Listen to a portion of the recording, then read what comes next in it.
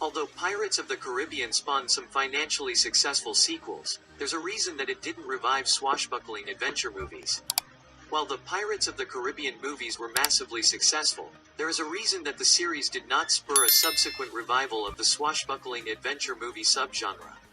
The pirate adventure subgenre was once of cinema's most thriving institutions.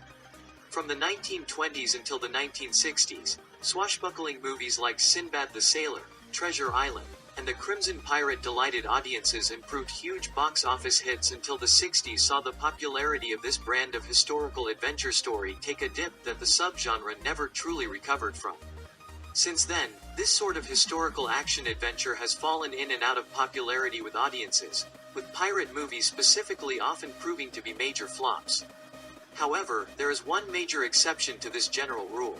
As proven by Johnny Depp's massive Pirates of the Caribbean 6 feet proves, the Disney behemoth is one of the most popular and profitable action franchises in cinema history.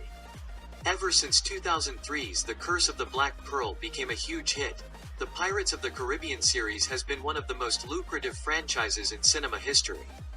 With even its most comparatively disappointing outing earning over $700 million, the franchise is a massive financial success. However, despite this, the success of the Pirates of the Caribbean movies never prompted a revival of the pirate adventure subgenre more broadly. The reasons for this are numerous and complicated, and they are inextricably tied up in the history of pirate movies as a specific subgenre, the historical action-adventure genre more broadly, and the difficulties involved in replicating the Pirates of the Caribbean franchise's singular formula.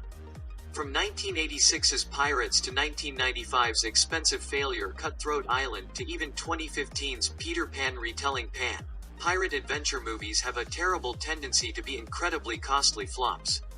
While the subgenre was popular in the early age of Hollywood, since then, the swashbuckling adventure movie has largely been supplanted by serial-style action-adventure movies such as Indiana Jones and its imitators. While these two subgenres may sound interchangeable at first glance, there are a few major logistical differences that make the latter more appealing to studios.